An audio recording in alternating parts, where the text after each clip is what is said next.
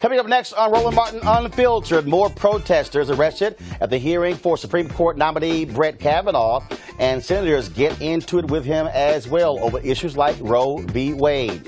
Tyler Perry puts up $200,000 for information about two men who disappeared 15 years ago after being picked up by a deputy sheriff in Florida.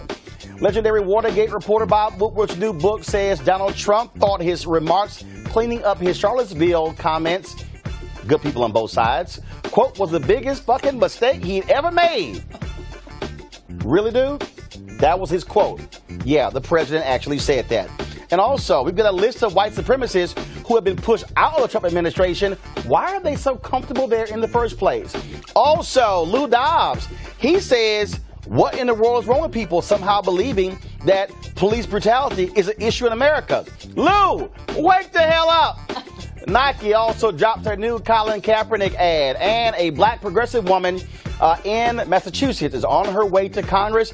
She defeats a 10-term incumbent. Folks, it's time to bring the funk on Roland Martin Unfiltered. Let's go. He's got it. Whatever the biz, he's on it. Whatever it is, he's got the scoop, the fact, the find. And when it breaks, he's right on time and it's rolling. Best believe he's knowing. Putting it down from sports to news to politics. With entertainment just for kicks, he's rolling. It's on go, y'all. It's Roland Martin, yeah. Rolling with Roland now. He's funk, he's fresh, he's real, the best, you know he's Roland Martin now.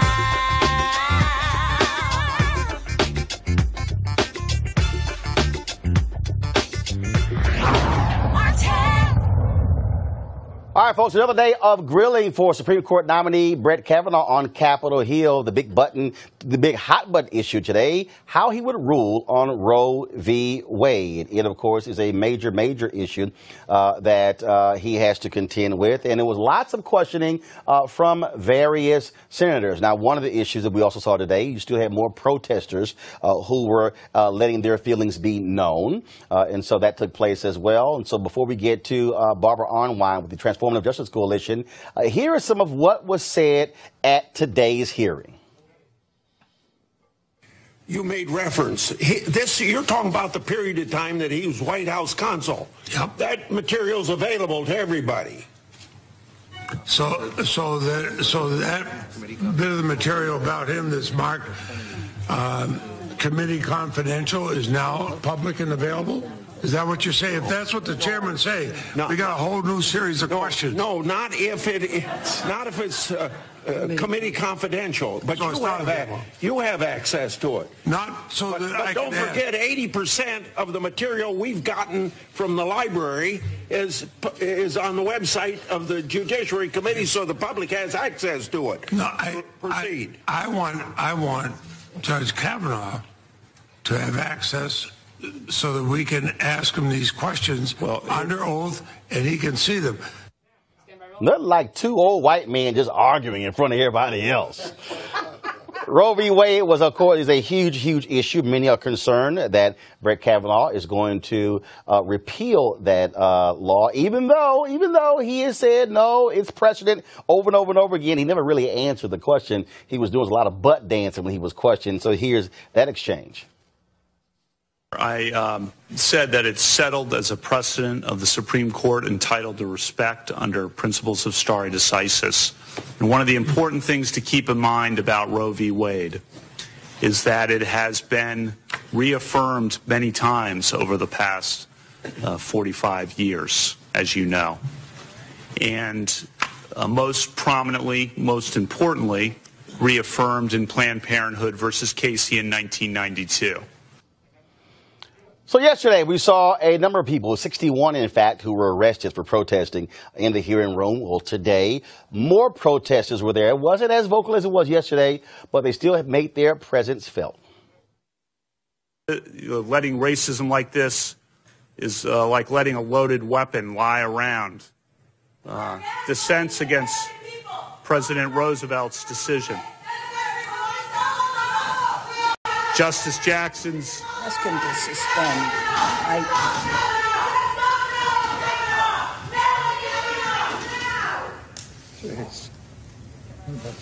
Justice Jackson's concurrence. Thank you.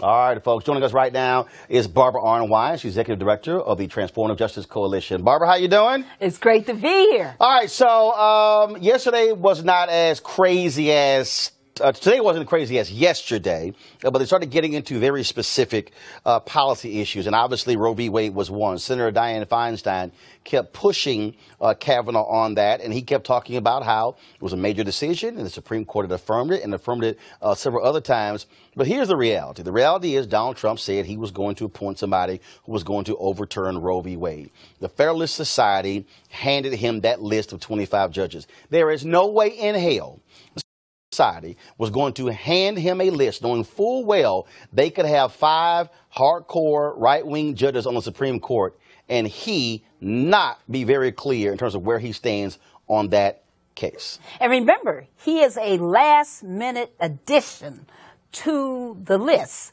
and that's only because the Mueller investigation was beginning to close in on President Trump, and all of a sudden he gets elevated to the list because he wasn't on the original list. He gets elevated to the list because of his views about executive power and executive immunity and executive amnesty, all of these issues that are important. And I'm glad that the questioners today went in on him about Morrison versus Olson and what he believes about that case. They were correct to really grill Okay, first of all, everybody at home don't know what the hell Morrison versus Olson is. Well, basically, all y'all lawyers do. People at home know what that means. So what is Morrison versus Olson? It's basically saying that there is a responsibility of the president to be held accountable to the Constitution, to constitutional guarantees. Well, even when he was jammed up on that, the whole issue of did he believe a president, if he was issued a subpoena, if it was possible, he wouldn't answer. He did all kind of butt dancing. I'm sitting there going,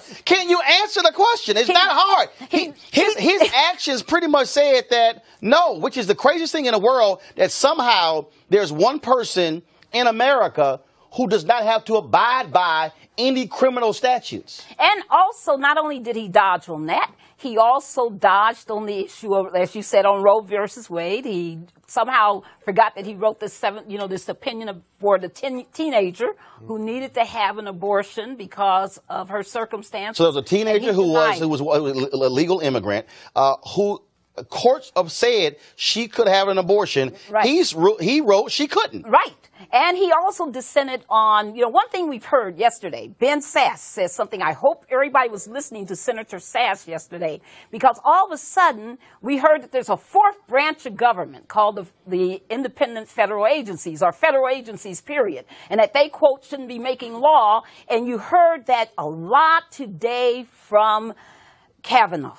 He really has this viewpoint of the executive branch that is a very, very limited viewpoint, because he thinks only Congress should make laws and that federal agencies shouldn't issue guidances, rules, regulations. He has a lot of problem about what we call federal law enforcement. So it's no doubt that's why he ruled the way he did in South Carolina versus United States, which is the voting rights case where he approved a really ugly voter ID law that South Carolina had come up with that we knew would exclude tens upon thousands of people from being able to vote. And he, wrote this opinion saying even though there was no evidence whatsoever, none of, quote, voter fraud, that was still sufficient justification for this ugly law. Now, look, it's clear. I don't think there's any way he's not going to get confirmed unless something crazy all of a sudden comes out. But what's also interesting to me, and the last one I want to talk to you about, was his feelings on the issue of U.S. versus Nixon. Yes. Okay, same thing. More butt dancing. Yes. And they have a quote where he says, I think it was actually wrongly decided. And then he tried to say, well, no, that was really taken out of context and never really explained the context. And I'm sitting there going, is somebody going to let me know what the hell the context was? He essentially was laying the groundwork, again, that a president can do whatever a president wants to do. And essentially, he is above the law, which is why Donald Trump picked him out of everybody else on that sheet of paper. Absolutely. And I think, also I do think people need to watch what Lay was going after today about the whole Manuel Miranda hacking of the senators and whether or not he was engaged in that illegal criminal activity. Right. I think we need to keep our eyes on that. That's part of those 100,000 withheld documents. Some of that is there. So we need, more information. But I also think that people need to really look at this candidate for his criminal justice viewpoints otherwise. Now, he's got this whole thing about the president is so exempt. But when it comes to the average criminal defendant, he is horrid. He wants, to have widespread search and seizure. He believes in stop and frisk at the extremist, ranges. It's important for people to really look at this candidate comprehensively. And I say, Democrats, listen. At some point, they did you in on Merrick Garland. Right. At some point, they really have rigged this entire hearing. At some point, besides just being angry and saying things, what else you gonna do? Well, first of all, I thought it was hilarious. What else you gonna do? See Ted Cruz actually talk about how Kavanaugh agreed with Merrick Garland in about 96% of his cases, and then he said that Garland agreed with Kavanaugh in almost all of his. I'm sitting there going, well, why in the hell did y'all block him? Right. If all of a sudden, he was trying to make the case that, well, Merrick Garland was this great guy and that you agree with him in so many different rulings. Oh, yeah, but you were one of the folks who blocked Garland from even getting a hearing. I'm like, come on, that's a massive hypocrite. Barbara, we appreciate it. Thank you so very much. All right, folks, tomorrow we'll be talking with Derek Johnson of the NAACP about their opposition to Brett Kavanaugh being on the Supreme Court. Let's talk about what happened, folks, with a major bank in America. 6 current and former employees of J.P. Morgan Chase had a $24 million victory today after they threatened a class action lawsuit that said systemic intentional race discrimination at Chase led to less lucrative assignments and lower pay for black financial advisors. Now, J.P. Morgan chose to settle rather than face a court battle. The settlement includes a $4.5 million fund to support anti-bias training and the recruitment and mentoring of black employees. All right, folks, let's talk about a huge victory in Massachusetts, where Ayanna Pressley beat Michael Capuano, a 10-term incumbent on the Democratic side. She will be the first person of color to ever represent the state of Massachusetts in Congress. With her victory, bottom line, y'all, she guaranteed to win in November. The number of members of the Congressional Black Caucus who are African American will exceed 50. Already, the CBC is the largest caucus on the Democratic side. And so Pressley, she wins. And so we can't wait to have her right here on Roland Martin Unfiltered. And here's the huge thing. I'm going to talk about this with our panel in just one second. By her winning, another progressive goes down. And this is why it's important, folks, that you're not scared to run against people who are longtime incumbents. And so, last night, so I'm on Twitter and I'm following this whole deal, and someone on her campaign posted this video, and this is when Pressley found out that she had won.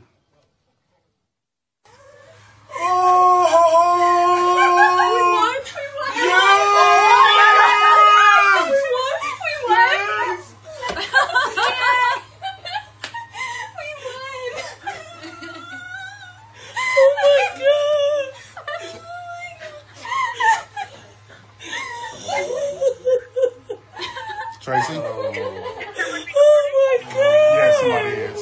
Oh my God! Oh my God! Oh my God!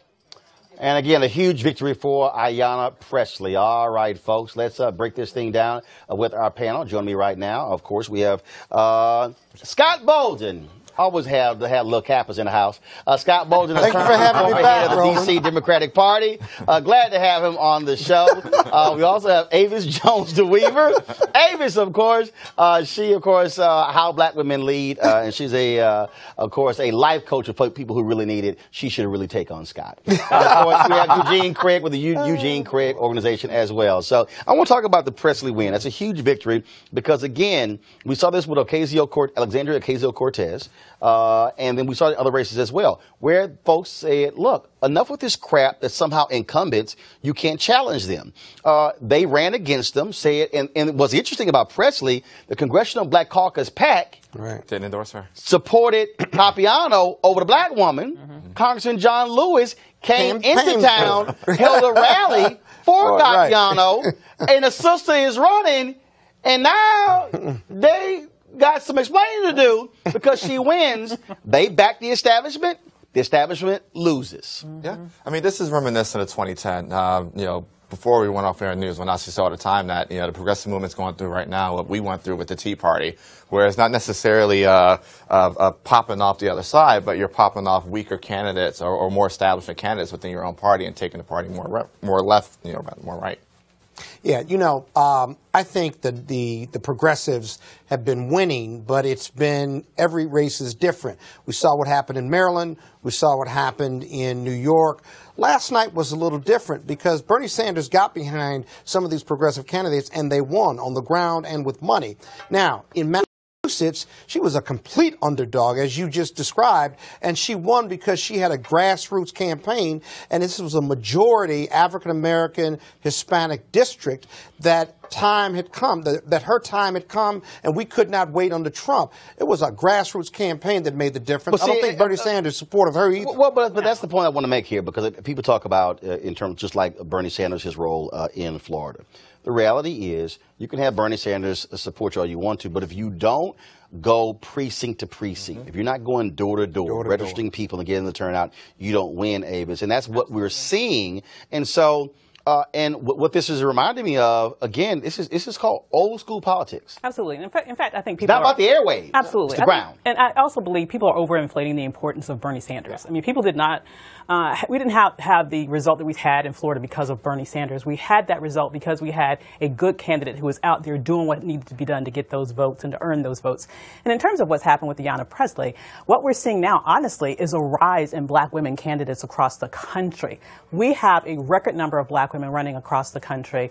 Many of them are looking really, really, very, very fortunate in terms of their potential in November. And so she is just one of a wave of new black women candidates that we will see coming to Washington and all across this country representing their constituents. But it certainly doesn't help, though. It doesn't hurt to have Bernie Sanders' list, Bernie Sanders' fundraising campaign. If you look at the race in Maryland, for example, Ben Jealous, a great Kappa man, if I may say. He's not going to win, though. The thing is this, you got to get credit where credit's due. It's not Bernie Sanders. Bernie Sanders helped him list his name, his voting list, as well as his fundraising mechanism. But here's the piece, though. But here's what we're seeing. Whether he wins or not. But hold on. Here's what we're seeing. You're seeing groups like Collective PAC. Yeah. You're seeing Adrian Shropshire. Mm-hmm. You're seeing Latasha Brown. You're seeing DeWanna Watson. You're seeing these groups of African Americans who are early on, at the outset, endorsing candidates, putting their money behind them as well, raising the money, giving them the level of attention that they need to jumpstart their campaign. Absolutely. And first of all, every little bit helps in a campaign, no matter who's supporting you. But what we're seeing is, on the ground, old school politics making, really determining how folks are able to put themselves in a position to win. Yeah, absolutely. Collective PAC is playing an amazing role right now on the Democratic side. They put $2 million, behind Gillum. They were behind Presley and a lot of other candidates. I equate Collective PAC to the role that Freedom Works played in the Tea Party in 2010, 2012. Mm-hmm. I mean, it's that early money and that early support, and that gives a candidate credibility and build out that infrastructure. But, and it's also, exactly. And it's also do it very stealthy, by the way. Absolutely, very, very expertly. And they're providing cabinet training. And just a very comprehensive level of support. But in addition to that, it's also a message that I believe these candidates are sending the broader Democratic Party to not be scared. Yeah. Don't be scared. Go out there and say what needs to be said at a time like this. This is the last moment in which we need to have a Democratic Party that is weak, that is not willing to stand up and fight. And those candidates that are winning are the ones that are saying, I'm here to fight against this unprecedented challenge that we are facing. But they're not all progressives that are winning. You have mainstream candidates that are winning. The Democratic Okay, hold Party on, is still at war with each other. Stop. Stop what? The progressive candidates are mainstream. Now, I think what you say, no, they are mainstream. No, here's no, follow me. And they just started winning, trust me. Follow me here. First of all, progressives have won for years, okay? So, when I say by trying to say that they're not mainstream, they are mainstream. The difference is a Connor Lamb is a different type of district than an Ocasio-Cortez district. Exactly. Which is different. So it's all mainstream. But it's not mainstream. It is mainstream. Wanting to have... Is Maxine Waters mainstream? You don't have to yell at me if you disagree. Well, Scott, is Maxine Waters mainstream? Maxine Waters mainstream because she's been there for 30 years. No, because what Maxine Waters has been running on, her district is a progressive district. But she's mainstream. Universal health care, wanting colleges to be free for individuals. Those are not mainstream, moderate Democrat principles. If you see the polling numbers, it shows it's mainstream. But I'm talking about candidates and elected officials have not embraced that until recently. No. And when Here's the progressives tried to run the DNC several times in the last 2 or 3 years, they lost. First of all, they lost. And so, first of all, they lost because of the massive amount of corporate dollars that were driving the party. And there was nothing illegal about that. No, I didn't say there was anything illegal about it. Now they've learned to win in some spots, and that's not learn to win in some spots. The Democratic Party is still at war. Scott, they got tired of losing. The progressives have got to show that they can win nationwide. Here's my point. They can win in some states. Here's my point. And God bless them. The reason I'm going to push it back on the mainstream piece is because if we allow that becomes the narrative that somehow if you're progressive you're not mainstream, yes you are. But because here's the piece. I can make actually I'm going to give Scott a tag team here. Because the Tea Party folks, Ben Jealous from Maryland. Tea Party folks were not mainstream. Hold on here. I'll say this. Right. Scott actually does have a point. In Maryland, Ben Jealous is probably a progressive. Maryland has a 2-to-1 voter registration, Democrats or Republican. Governor Hogan is kicking Jealous's butt right now. Every ounce of polling is up almost 20 points. I mean, I think there's an argument to be made about progressivism and mainstream. No, that's not what it is. That's not what it is. Hold on one second. Let me break it down. This is what it is. Larry Hogan is a great governor. Larry Hogan is a Republican, but Larry Hogan is governing as a moderate Republican. Let me hold up 2 Republicans in blue states. Larry Hogan in Maryland, Bruce Rauner in Illinois. 2 blue states, flat out, Democrats, 2-to-1 control. They have no choice. No, They have no choice not to true. govern like that. Not true. You want them to embrace Trump? Scott, let me break it down for you. Let me teach you something. Larry Hogan governs in a moderate way. He is back. He signs legislation that Democrats also approve of.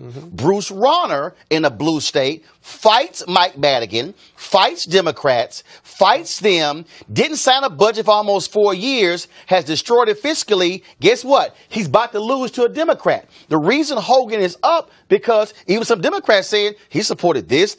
You know what? It ain't bad. So Jealous has a much larger hill to climb than Pritzker does because the type of person is run. My point is, I don't want us to use mainstream media's language by somehow saying that you progressive, you not mainstream, because it sounds like you out of the mainstream when in fact you actually are there. But speaking of out of the mainstream, there are not that many progressives. I got you. Speaking of, first of all, there are lots of progressives. They just don't want to call themselves that. Well, speaking of out of the, yeah, we can deal with that. So let's talk about out of the mainstream. So yesterday, yes, Scott, it is my show. Yes.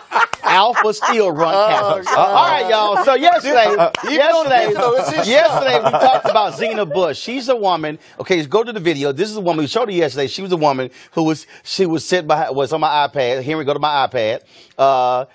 She was the woman who was sitting behind Brett Kavanaugh. And so we played the essay. We were joking with this here where she was doing this with her arm. And they tried to say, oh, gosh, she wasn't doing that. That wasn't a racist symbol. That was some Fortran, whatever the heck, trolling stuff or whatever the heck. So her husband was a U.S. attorney down in Texas. Oh, my God. He jumped on Twitter. And here's some of his tweets. Let's pull tweets up.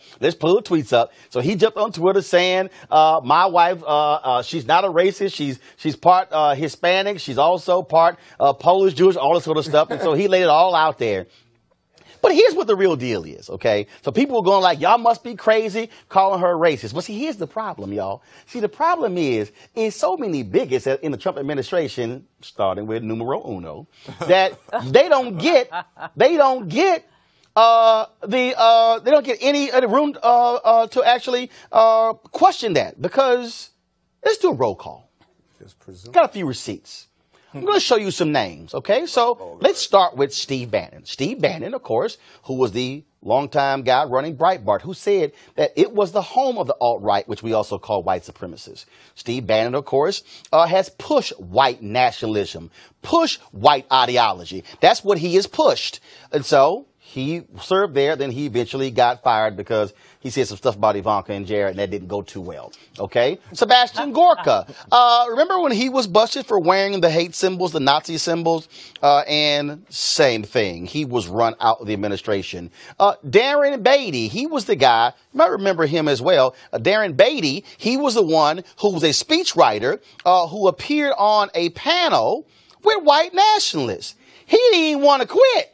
He said, I'm staying. They're like, no, your ass about to go. Now pull this back up, y'all. Pull this back up. I ain't done. Come back to the list. Okay, pull the list up. I got to show y'all the rest.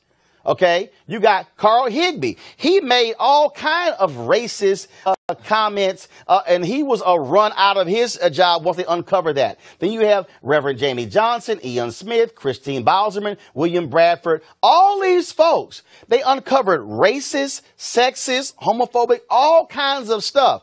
So you got to ask yourself the question, why are bigots at home in the Trump administration?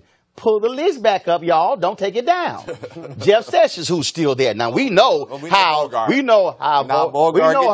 Jeff Beauregard get down. The little wizard. We know how Beauregard feel about them black folks down in Alabama. And so I'm going to try to keep y'all in jail as long as I possibly can. So we know all about how Beauregard is positioned. And then let's go to Michael Flynn. All of his positions when it comes to he can't stand is folks who are Muslim. Then you got Seema Verma. Then you got John K. Bush, and you got Steve Mnuchin, who also has an issue with one of the companies he was running where they didn't really want to do loans to black people. Because your president also kicked off his real estate career by not wanting black folks to live in his buildings. And so going back to our panel, the reason folks don't give them any margin for error is because Donald Trump has hired people, has appointed people to lifetime appointments on the federal bench who hold racist feelings, who align themselves with white nationalists. And then when you read the Bob Woodward book, where he said after he was forced to condemn white supremacists and neo-Nazis after Charlottesville, that was the worst speech he gave, and it was the worst thing he could have done. Now, Lord, that the worst speech ever, condemning white nationalists and the neo-Nazis? The thing is this, we know the president's a racist, but the thing is this, this wouldn't be the first time we've seen the I'm a, white racist rebrand. I mean, Rafael Edward Cruz, has rebranded himself as Ted, I'm gonna lock up all these, illegal immigrants Cruz. I mean, it's not the first time we've seen this. It probably won't be the last time. Who got here through Canada. Who got here through Canada, And so, one more time, wouldn't be the first time that, I'm not saying that, I don't know Zena, I don't know if she's a racist or not. I do know that, But the issue's not even really her. But her husband decided to go to Twitter. You're attorney, bro. Here's the point, Avis. The point I'm making is this administration has provided aid and comfort and a place. We didn't even put on the list Stephen Miller. Absolutely. Okay, Stephen Miller, who Richard Spencer, white supremacist, said that Stephen Miller was his mentor at Duke University. This is an administration that has said to racists, white nationalists, and bigots, y'all have a place at the table. Absolutely. They've rolled out the welcome mat. And with regards to Stephen Miller, I mean, he was pictured making white power symbols right in front of the presidential seal, okay? And so this is an administration that clearly, through everything that it does overtly and subvertly, with all of these sort of mimickings that they have, absolutely show who they are for. And it's not for people of color. We can see that by their actions. It's definitely not for women. It is specifically for a white male patriarchy that they are looking to sort of put all the full force of the federal government behind in everything that they do. But the real reason that the Klansmen and the supremacists support this administration is if you were to compare the rhetoric of the Ku Klux Klan and the Nazi Party, our land, our blood, right? This is a country that doesn't look like us anymore, and we're going to take it back. All the rhetoric matches up well with the rhetoric you hear from Donald Trump. For example, Mexicans are criminals and rapists and killers. What does the Klan's book says? What does Breitbart say? And so when the rhetoric matches up, it shouldn't be surprising that you have white nationalists who support this administration because this administration supports white nationalism. But check the rhetoric. The crazy thing is this. The crazy thing is this. When it came to the presidential vetting during the transition team, they were able to grab things like, simple articles that Michael wrote. But you have literally somebody like Carl Hibby who has hours of footage that they of just all type of wild stuff. Not to all the folks who are watching. Michael Singleton, of course, you saw him numerous times on my previous show. Well, he got hired at the HUD. They walked him out the building when they discovered an article that he wrote criticizing Donald Trump. The president should be No, let me explain something to y'all again. No, put the camera back on me. Let me explain something to y'all. Michael was sitting at his desk, and they walked in. They said, "Let me holler at you." He's not lying. Y'all, he's not lying. He had to get up immediately and walk out. They walked him, a security escort, out the building, walked the brother out, but they will let Stephen Miller and all the rest of these white folks out who are racist and bigots in the administration stay in their jobs and give them more duties. Well, you remember, this is a president who you had to pull out of him any sort of condemnation of David Duke. Okay, so if you want any other example of how extreme he is and who he surrounds himself with, then that exactly is it. And we're going to take a break right now. When we come back, let's talk about extreme, y'all. First of all, we're going to deal with Colin Kaepernick. Nike has dropped this new ad that's an unbelievable ad.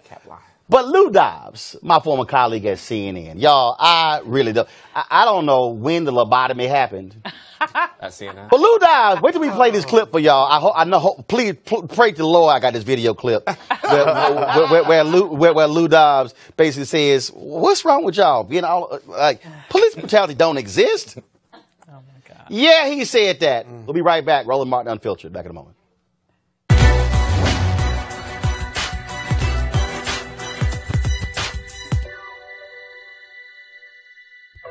I'm a fighter.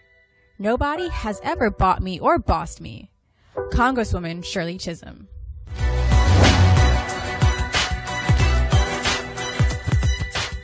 All right, y'all. So last night on Fox Business, y'all, Lou Dobbs was talking about the Colin Kaepernick story. Now, he can't stand these black folks kneeling, fighting police brutality, not against the flag, not against the national anthem. I swear they can't read or listen. But speaking of listening, Lou Dobbs actually let this come out of his mouth last night on national television. The thing that is really at issue here, and the National Police Union pointed this out, and this is Nike endorsing the Kaepernick message, which is that police brutality exists in wanton measure across this country. And it emphatically, and I happen to agree with the police union, emphatically does not. It is a disgrace to me that anyone would give that message credence. In social justice, it should start with truth. And unfortunately, that has never been part of Kaepernick's message, nor now that of Nike.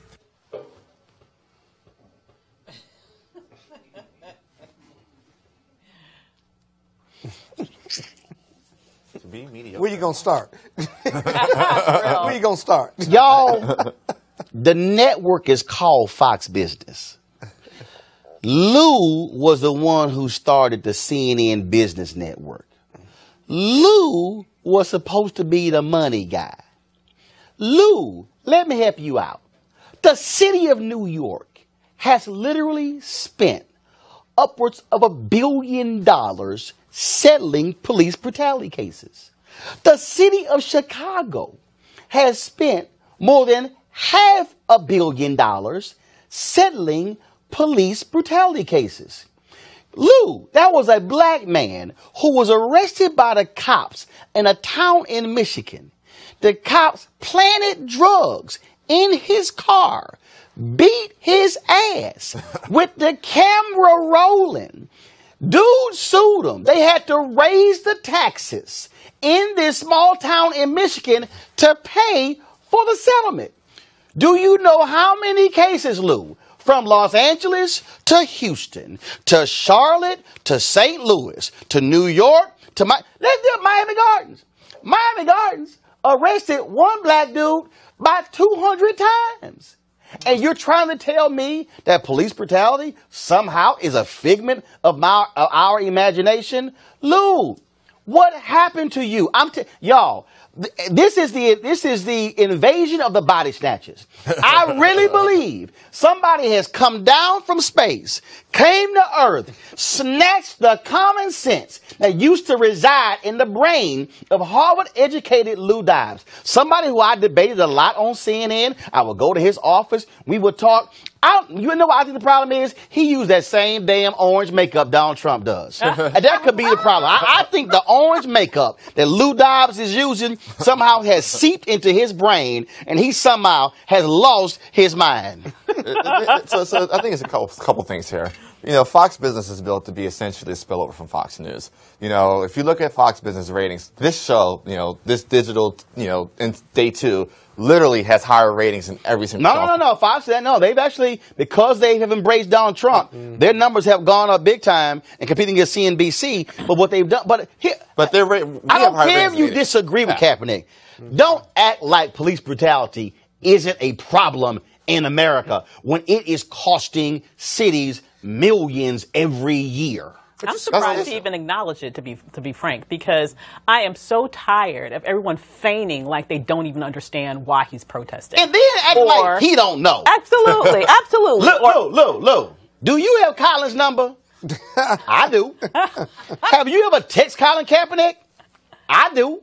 Have you ever called Colin Kaepernick? I have. In fact, we were just texting today. But I love these people like Lou Dobbs and like Jason Whitlock on Fox Sports 1 who never talk to these people, who never discuss any of these people saying this is what they think or don't think. Yeah, but Roland, here's the white privilege piece. The National Police Force and Lou Dobbs and the majority of white America simply do not believe that police brutality is widespread. To accept that, they would have to accept that they are a flawed organization. They're not willing to do that. What they're willing to say is, yes, I can name you 50 times that happened, and there are 350 or 400 million people in America, and we have bad apples, right? The problem, if you're black or brown, though, versus white, is we can't afford in our communities to have any bad apples. You don't have a right to be a bad police officer and you blow it off because you say that's a bad apple, because hate speech and police brutality kills brown people and black people. We got video. But the issue is that the good apples don't deal with the bad apples, and they are comfortable saying that. If you ask white people whether racism and police brutality is in their top 5 things they do on a day-to-day basis, it doesn't make the top 20. But if you ask somebody black and brown, racism and police brutality, where is that? It's usually in the top 3. They don't experience it, and so they find comfort in saying that doesn't happen based on their white privilege experience. We have seen in Baltimore where they have planted drugs. Wait a minute, on camera. Forgot the camera was on. What Lou is saying is that it's not prevalent. Hold on. He's wrong. But if you ask him, is it widespread, which he says, no, it isn't, the problem is he deeply believes that. And here's the piece. No, hold on. Because he doesn't experience. I'm going to show you why it's the case. When we were at CNN, I remember one of the conversations we had, we're in the green room, and Joe Madison was on the show. So we're standing there in the green room, and Joe Madison says to Lou Dobbs, Lou, you don't have the same conversation with my sons as you do. Exactly. And Lou goes, yes, I do. He said, no, you don't, Lou. He said, Lou, you don't have to tell your sons to put their hands on a steering wheel, on the dashboard, no sudden movements. He said, no, your sons get to yell, cuss, act the fool all you want to. He said, Lou, you can't tell me about cop interaction with you in the conversation you have with yours. He said, your conversation is not even remotely the same as the one that I have with my black sons. Exactly. And Lou had to concede, well, I guess you're right. Yeah, you are right. Because in our communities, we have to call the police no matter what. We don't believe that the police are there to protect and serve. They're there to do something and sometimes cost us our life. Now, when white America calls the police, they call the police and they yell and scream or they can criticize, but they believe that he's officer friendly and there to protect and serve because that's what they are innately trained to think. Part of their white privilege. The bigger thing is this. They don't have that issue like we do. The issue with police unions' argument about bad apples and bad actors is that when you have bad apples and bad actors, the quote-unquote good actors there with them don't do anything. Right. I mean, Absolutely. you've been to Baltimore. We literally 3 weeks ago had a situation where you had a police officer giving his best impression of Mayweather, and the other officer there with him sat there. Yeah. And they were black. And they're black. And they were black. And not always about white and black. Right. It's all about blue. It's all about blue. Absolutely. That thin blue line. That's really what it's about. And it's just it's insidious. And I also find it interesting. Here's this business guy, and he specifically, as you pointed out, talked about his support of the police union stance. I bet you that is the only time you will ever hear him say anything positive about any union. Okay, exactly. And the only reason why he's aligned with them is because of this mythology that they push that there is nothing wrong that the police ever does, and at the same time they are getting away literally with murder day after day. And getting paid for it. And what really kills me, what really bring back that young boy who shot and killed. And what really kills me on these shows is that they'll book guests who don't know nothing about the subject. And the Lou Dobbs show is called Affirmation TV. It is. So no. That's all Fox Business though. That is literally the entire Fox Business Network. Affirmation TV. I've met because y'all know. See, first of all, Fox will call Scott because he's a different kind of brother. No, so they'll call Scott. He's a captain. You know, I do battle on Fox and I do it well. Tucker Carlson don't say that. Loves to have Scott on. No. Laura Ingram will call Scott. Yes, all the time. But y'all know they ain't gonna call Uncle Roro. I urge them to call you all the time. It ain't gonna, no. I urge them to call you all the time. Hold on. You didn't get the message.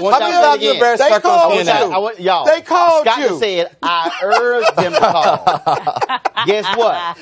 They must be calling Tyrone. Because they ain't calling Roro. Because you know why? Tucker don't want this heat. Laura Ingram, she don't want this heat. And I give them both. Now, y'all know Sean Hannity don't want this heat. No smoke. And so I said, look, Fox, I am more than welcome. Matter of fact, we used to be in the same building as y'all. I am more than welcome to come on any of y'all show, talk about any of these issues, and I will wear my most conservative suit. I even wear a tie with y'all. But you know I'm going to hashtag bring the funk. Y'all just know. The next time I'm on, I'm going to urge them to call you again, Roland. And they're going to be like, okay, Scott, you can put my phone number in their phone. No, I've written it down and handed it over, and they say they're going to get to you. They went. Hey, here, put a camera on me. This is how they like. They like, who is? No, we ain't calling that. We ain't calling that one. We ain't calling that one. Well, I tried, Roland. I'm sorry. They like, we ain't calling that one. All right, folks. We're going to take a break. We come back. We're going to talk about something that Tyler Perry is doing. A huge. All right, so first of all, I'm going to get to that in a second. I want to go to the break right now, and then we're going to come back. We're going to talk about Tyler Perry, what he is doing, trying to bring attention to this case out of Florida. 2 men, black men, Latino men, been missing more than 15 years, and guess what? A former deputy sheriff is the key to the whole story. We'll deal with that. Also, Colin Kaepernick and Nike when we come back after this break. Roland Martin Unfiltered.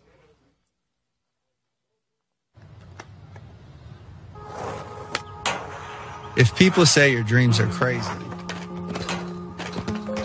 if they laugh at what you think you can do, good. Stay that way. Because what non-believers fail to understand is that calling a dream crazy is not an insult. It's a compliment. No Don't try to be the fastest runner in your school or the fastest in the world. Be the fastest ever. Don't picture yourself wearing OBJ's jersey. Picture OBJ wearing yours. Don't settle for homecoming queen or linebacker. Do both. Lose 120 pounds and become an Ironman after beating a brain tumor. Don't believe you have to be like anybody to be somebody. If you're born a refugee, don't let it stop you from playing soccer for the national team at age 16. Don't become the best basketball player on the planet. Be bigger than basketball. Believe in something, even if it means sacrificing everything. When they talk about the greatest team in the history of the sport, make sure it's your team. If you have only one hand, don't just watch football. Play it at the highest level. And if you're a girl from Compton, don't just become a tennis player. Become the greatest athlete ever. Yeah, that's more like it. So don't ask if your dreams are crazy. Ask if they're crazy enough.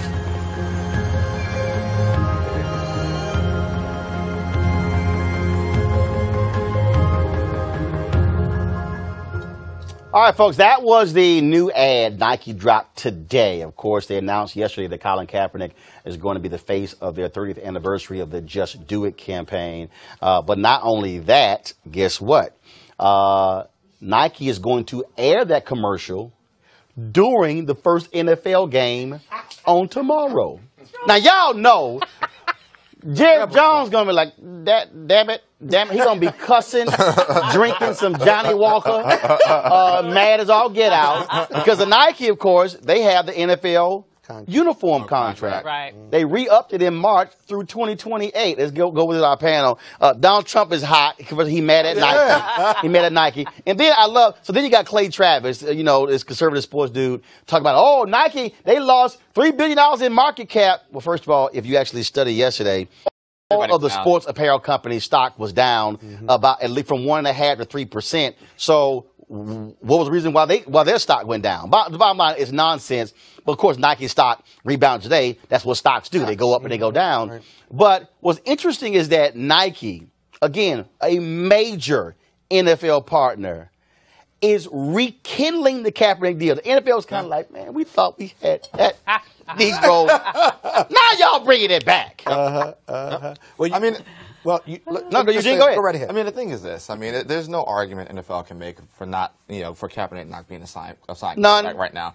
I mean, when you have a trash quarterback in Baltimore, you got a trash quarterback in Buffalo. I mean, you got a trash quarterback and Miami. Bears, Chicago. I mean, you got Chicago got a trash quarterback. I mean, Phillip Rivers is on the dick. I mean, there are a lot of trash. I mean, the complete garbage, like quarterbacks in the NFL. There's no argument you can make, and not even as a backup, as a second string.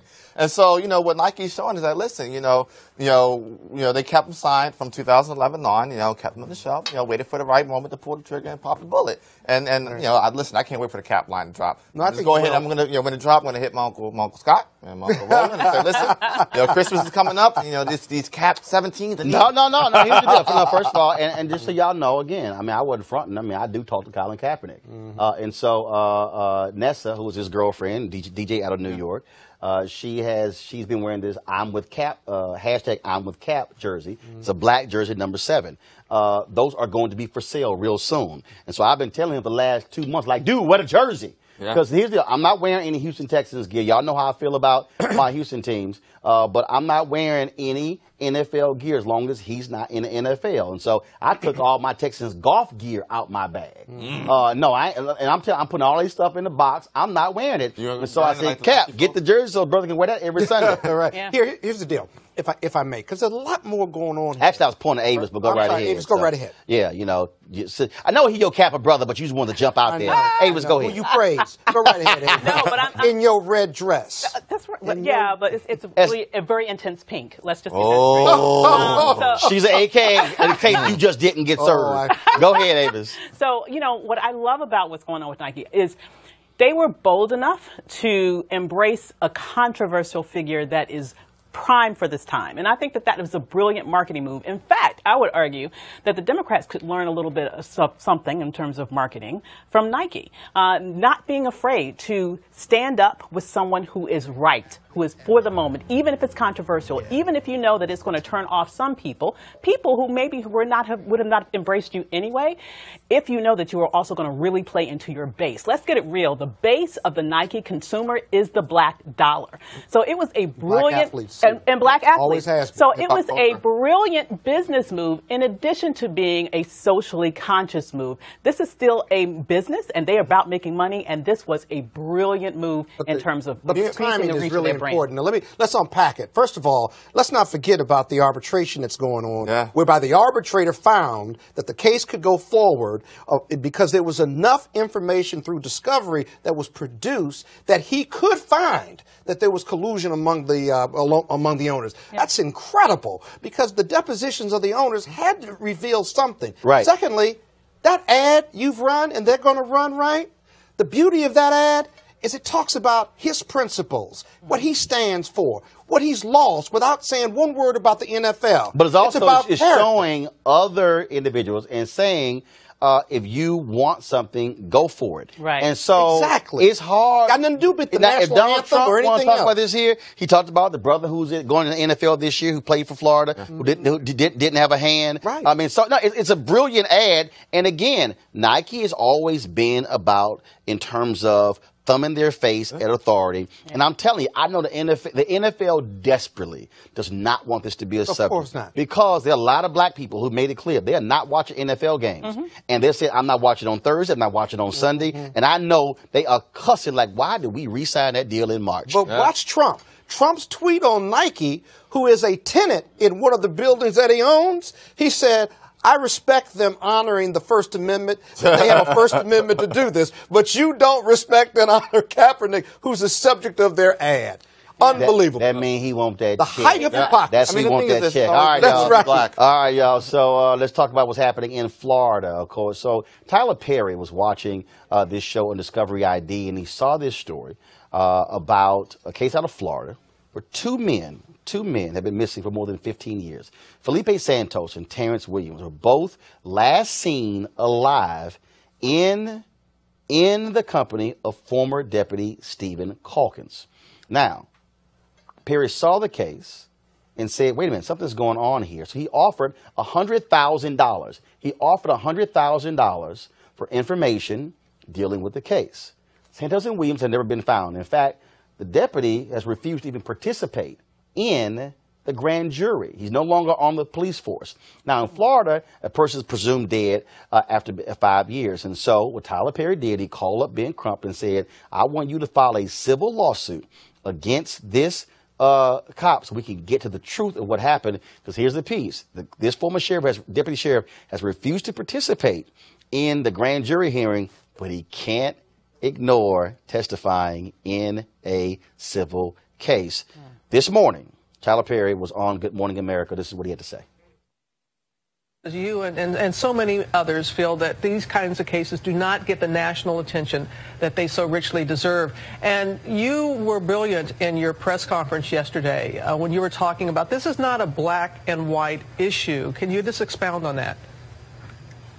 Yeah, well, just where we are in this country, it's just everything has become about race or party or separation. This is not a black or white issue. This is not a police versus us issue. This is about just justice. And what I was saying yesterday is just that I don't care who you are. You know, there are deputies, and I hate getting into black and white, but there are deputies down in Collier County who are white, who are just as interested in seeking justice as we are. Monica, who runs Q for missing persons, she's a white woman. She's just as interested in seeing justice as we are. And the thing about this is, during slavery, when slaves were trying to escape, there were white people that helped them. During the civil rights movement, there were white people that helped and marched alongside of us. So I just want us to get away from everything being black and white and come together and stand for what is wrong. And this is wrong. Stand against what is wrong. And this is wrong. This is injustice.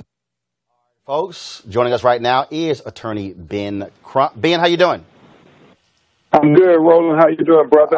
Glad to talk to you. We chatted this morning, and so I didn't even realize what Tyler was involved in this. A couple of days ago, we were texting back and forth, and he sent me a text, and he said, "I'm down here in Florida, man. I'm with Ben Crump." He said, "We need some attention for this story." I said, "Not a problem." That's when I called you, put you on Tom Joyner this morning, now having you on Roland Martin Unfiltered. This is an unbelievable case. For the audience out there who didn't see the interview on Good Morning America, didn't hear on Tom Joyner, I mean, tell them about this officer, this former deputy sheriff, who has had no regard for the lives and the whereabouts of these two men who he was last seen with. Absolutely. And Roland, is profound on many levels because this not only touches on the families of Marcia Williams, and it's also Felipe Santos and so many other black people who are missing, who nobody's covering.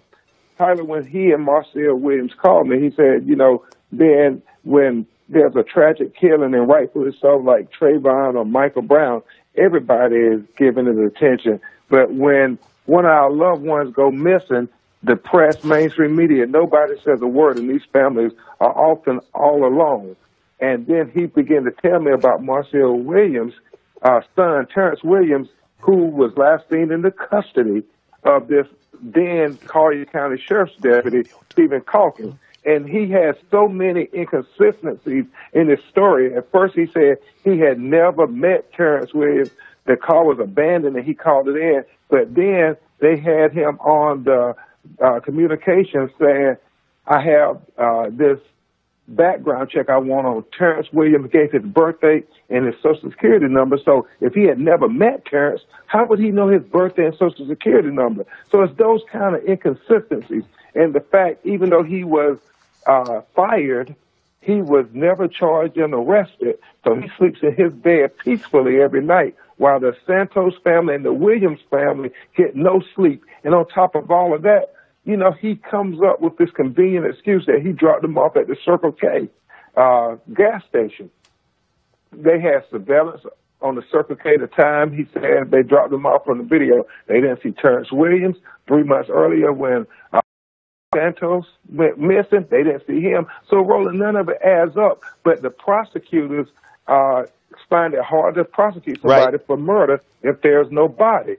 So when Tyler asked me, what could we do, Ben Crump, I came up and said, we could file a civil lawsuit. Now, there's no guarantee we'll get a criminal conviction, but we will get a verdict in the court of law to give these families the answers they so richly deserve. And even though, like you said, he didn't testify in the grand jury proceeding, we're going to subpoena him to give a deposition, and he has to come, or there's going to be a warrant out for his arrest for contempt of court.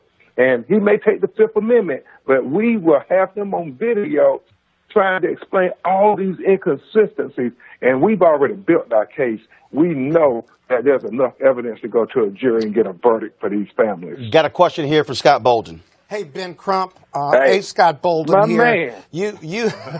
You answered my question because I said we may never hear the truth from this officer or these officers because they would invoke the Fifth. But I do think that suing them across the board, as well as their departments, if the statute of limitations hasn't run, is the right way to go. That in many of these cases, civil justice works better than the criminal justice system. What do you think?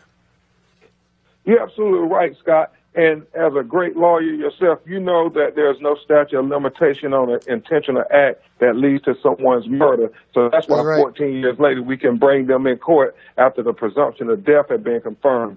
The other thing, Marcia Williams, this month has been great because, Roland, what she has done, she has helped get witnesses. His car was out at the graveyard. That's where this Sergeant Calkins called it in. Well, we were able to find people, and I can't give away too much, that actually saw him independently of his testimony. So those people's testimony can go to the jury, and Collier County is a little conservative, but as Tyler and I said, these white folks in this rich retirement village of Naples, Florida, they understand your child then taken away from you, and you never get any answers. They can't even give them proper burials because the bodies have never been found. Need a quick question, quick answer from Avis Jones-DeWeaver. Avis? Sure, Mr. Crump. So, we've sort of established, obviously, he's been running all this time, and it's a high likelihood that he's not going to want to really relay anything very substantive. Is there anything that you can do to ensure to the families that whatever he says in that deposition, that at least that you will continue to push for the truth? Because I'm sure that you'll have to even dig even further than what he will specifically say. Absolutely. I'm going to call people like Scott Bolden, and we're going to have a million questions for this one time that we get to sit this guy down. To you too. And when we get to sit him down, Scott and Roland, Avis, we're going to make sure that no question goes unasked, and regardless of his answer, we're going to supplement all the record with the evidence to put forward the notion of exactly what happened, put this puzzle together, and solve this murder mystery. Ben Crump, first of all, we're going to give it up for Tyler also. He initially put up $100,000. He's now added another 100, so there he has 200,000 information leading to finding out what happened to these two men. And so we certainly appreciate it. Give our best to their families. Attorney Ben Crump, we appreciate it, man. Thanks a lot. Thank you, Roland. So many black people are missing, and we have to come back and talk about that, Roland. Oh, no, absolutely. Well, that's one of the reasons why I created Roland Martin Unfiltered, so we can have our own place to share our stories. The reality is mainstream media ignores this. If you're a white woman, you come up missing, every single one of these networks will talk about it because, frankly, it's run by white executives. And when they see a white woman coming up missing, they think about their mother, their daughter, their niece, or their cousin. But when it's black, nobody gives a damn, and so that's why we have to have our own platform. So, Ben Crump, we appreciate it. Thanks a bunch. Thank you, Al. God bless. All right, folks. Tomorrow, I was going to do it today. I was going to roll some of the names. You know what? I'm going to just do this real quick. Give me the first page. So there have been a number of people who've already given to our Bring the Funk fan club to make this show possible. And so our goal is to get 20,000 of our fans to contribute a minimum of $50 each for us to raise money to help put this show on. Because here's the deal. If we have to rely solely on advertisers, then who's controlling the message? We want this to be as independent as possible, and I keep making this point. We must control our narrative, but also fund our own freedom. And so I want to give a shout-out to 3B Resources Group Public Relations, A&L International Group of Color LLC, Ada V. Brooks, A. Hubert Productions. Y'all can roll the list, please. Ainsley Reynolds, Aisha Cephas, Alan Dunkley, Atlantis Martin Lee, Albert Walker. Look at my niece giving money to the show. I pay her, so she actually gave my money right back, but it's all good. Albert Watkins, Alfonso Thomas, Alan Ventures. I thought we had their names. We're supposed to be scrolling them, folks. Okay, Alonzo Slade, Altamise Akiva, Alvin Harris, Amanda Rice, Anastasia Lee, my other niece, Andrea Dansby, Andrea Franklin, some of the names. And so what we're going to do is every day I'm going to read names of people who've already given to our fan club. And so I want to give them a shout out. And so we have their names on our website. We're going to also put them on social media as well. And so if you want to support Roland Martin Unfiltered, go to RolandMartinUnfiltered.com. And again, you can give any amount. And I'm going to have for you on Friday, I'll just give you a tidbit. There was a sister, 92 years old, out of New York, who sent a handwritten letter to my office in Chicago with a $500 check. Wow. She said, it's amazing what she wrote, and she said, why your voice matters. She says, and I want to make this show a success. And so we want to thank her and thank so many others. So again, go to RolandMartinUnfiltered.com. Appreciate it. Eugene Craig, Avis Jones DeWeaver, and yes, the Kappa down there, Scott Bolden. If I write a check, sizable or small, will you give me a shout out? Is that how the rules No, first go? of all, we don't take checks from you, Scott. We need cashier's check or cash, or it's going to have to be via Square. I mean, no. Positive. No. About me and my money. No. No. Actually, it's Erica's money. So that's there. See, he didn't want to go there. All right, y'all. Don't forget the restream of this show, 10 p.m., 2 a.m., 6 a.m., 10 a.m., and we want to see your comments as well. It has been a fabulous day. Thanks to our panel, all of our guests as well. Tomorrow, guess who's in the house? Omarosa. Uh-oh. I've got a few questions. That's tomorrow, right here. Roland Martin Unfiltered. We keep it black and we keep it real. I got to go. Holla!